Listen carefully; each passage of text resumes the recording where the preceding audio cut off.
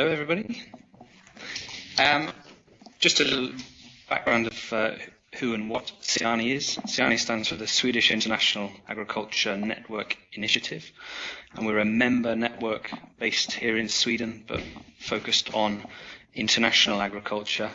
Our dual role is both collecting and communicating Swedish research and bringing up the special research into an international context, and also taking various international issues and bringing them back down into a Swedish context by organising seminars and events on those things.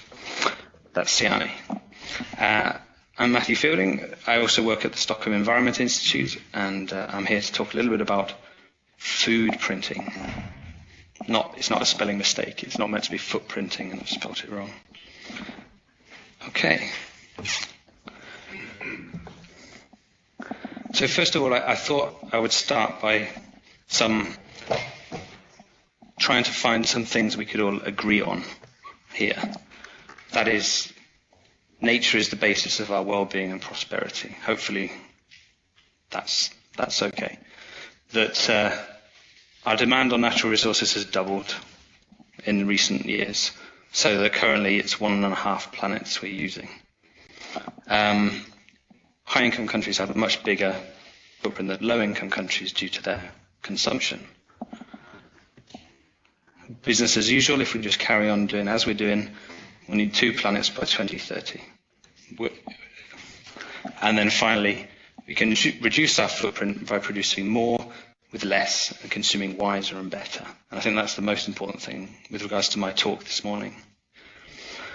So why is food printing relevant to this seminar? Well, first of all, I wanted to show that even though the rest of the speakers are going to talk a lot about soil carbon and soil carbon sequestration, mitigation, and varieties on that theme, I wanted to show that, to put it into the context of actually our consumption here.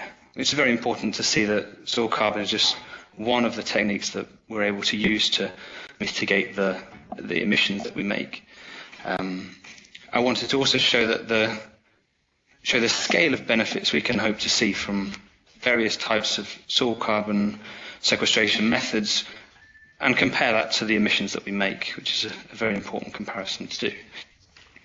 I also wanted to show a little bit of the motivation why we're all in here and interested in carbon in soil as a potential. That's something very important to start with, and to show that soil carbon sequestration is just one part of a low carbon future. So food printing, here I've got the demand profile of all consumption basically. It's all based on diet, provenance and production system, which is what we're going to talk about today. But I'm going to talk about diet and provenance and relate that to land footprint and greenhouse gas emissions. So whilst a real footprint is much, much larger, I'm just going to focus on Sweden and focus on particularly the food that we eat here in Stockholm and nationally within Sweden. The footprint, of course, is much, much bigger, and the footprint is based on the transportation, the energy that's put into farming as well. But just for the sake of simplicity, I'm not going to mention those parts today. It's going to be looking at the emissions and the land use from the production of food. That's all.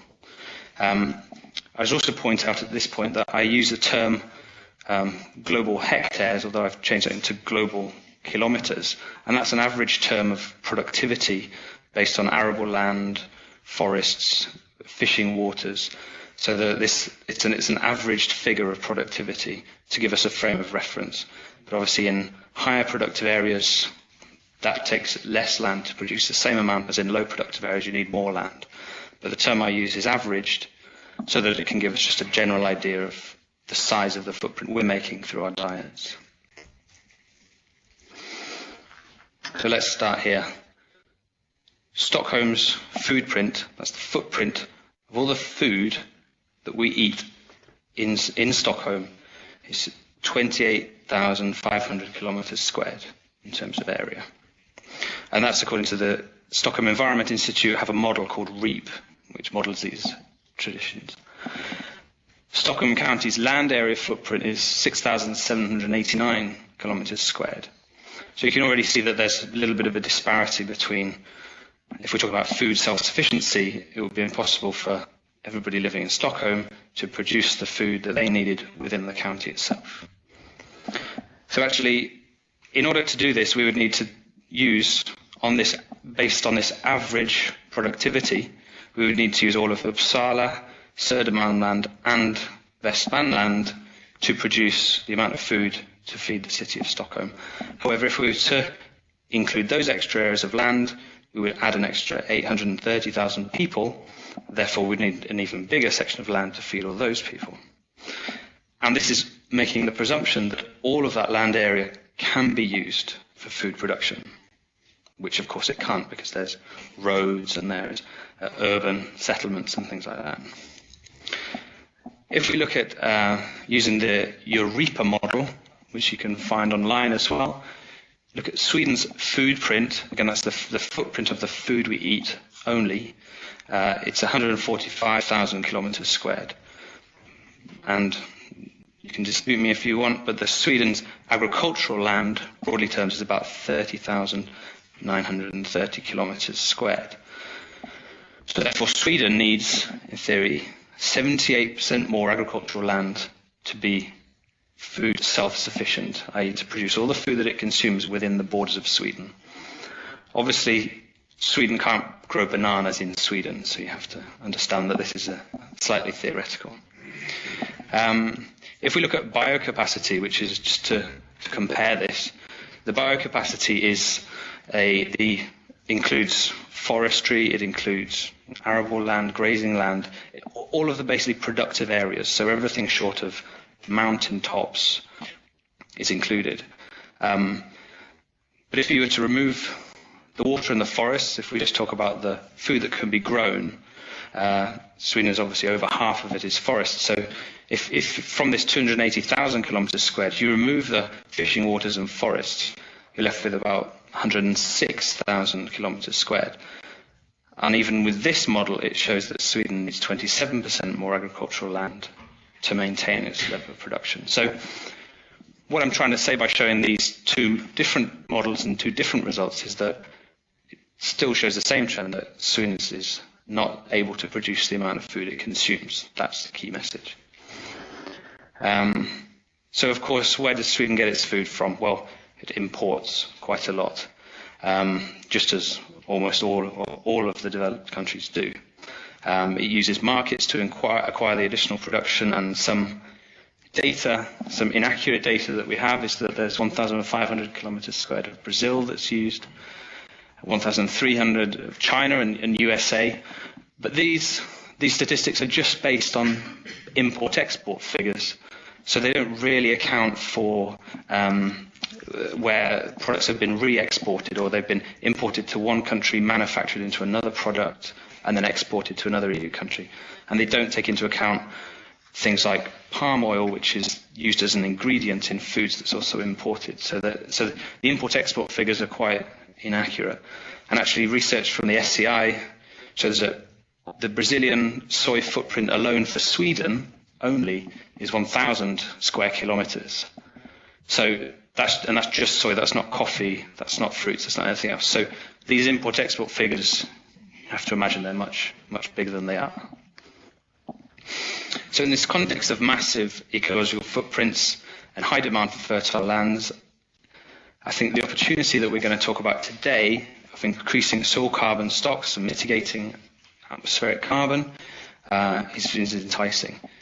Now, through my research for this presentation, I found that I hope we can get some more accurate figures on this. I found that on a degraded soil, through recommended management such as no-till, you can hope to achieve between 367 and 5,505 kilograms of CO2 per hectare per year.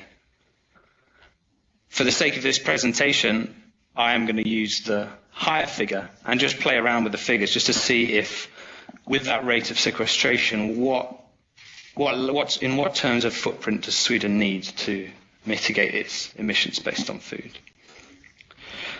So if we look at Stockholm County, the greenhouse gas emissions in kilotons at the top, but then in tons of CO2, you would need roughly 14,500 square kilometers of temperate forest to sequester that level of carbon.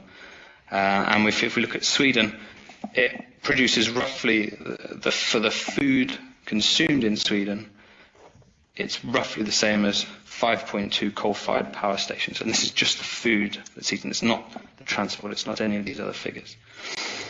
If we then look at this in terms of soil carbon mitigation, if we take the top figure from the previous slide, for Stockholm County, to mitigate the actual CO2 emitted from the food alone in Stockholm County, you need an area the size of 240,000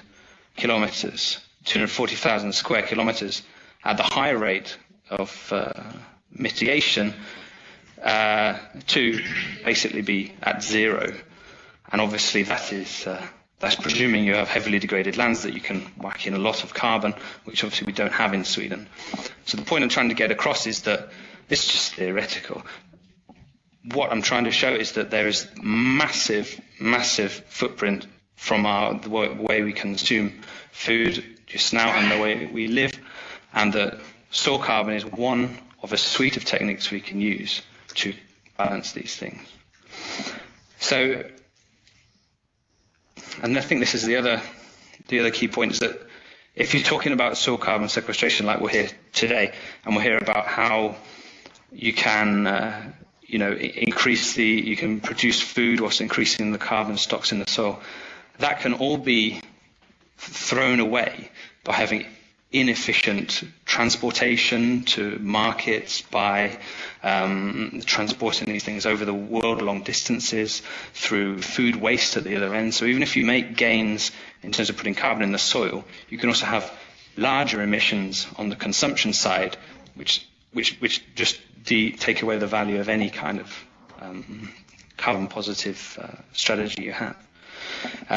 So soil carbon must be seen as an essential part of the food system, but also climate mitigation is more important. So coming up today, we have speakers who I hope will show a little bit more about these mitigation methods that I've skirted around, and will tell us a little bit about how the role of mitigation can play in the food system, which will be very interesting. And just to say a little bit of thank you to everybody who's worked on this. It was quite a struggle to take data from so many places and to put it all into one thing that hangs together. So thank you very much.